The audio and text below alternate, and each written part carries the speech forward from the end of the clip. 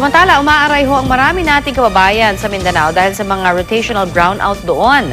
Pero babala ng Department of Energy, may posibilidad na mas lumala pa ang problema sa kuryente sa pagtama naman ng El Nino sa Hunyo. Narito ang report ni Oscar Oida. 10 hanggang 16 na oras na brownout kada araw. Ito ang pasakit sa mga taga North Cotabato. Kaya kahapon, hindi na nakapagtimpi ang mga residente. Libo-libo sa kanila ang nagdaos na ng kilos protesta para kalampagin ang Department of Energy.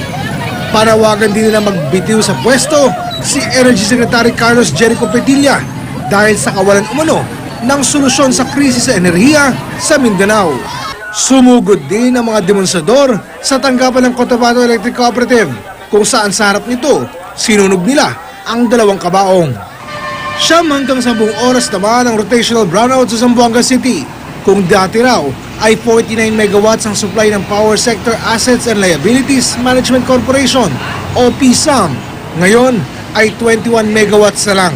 Sa Davao City naman, mahigit 4 na oras ang brownout.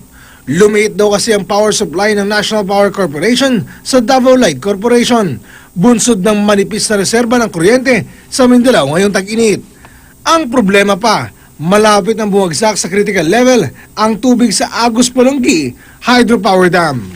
Ayon kay Petilla, posibleng mas lumala pa ang brownout sa Mindanao kapag tumama ang El Nino sa Hunyo. Gayunman, pagtitiyak ng DOE, maayos na ang supply ng kuryente sa Mindanao sa susunod na taon, pagpasok ng coal-fired power plants. Pero sa ngayon, magtipid na raw muna ng konsumo. Para sa unang balita, Oscar Oida reporting.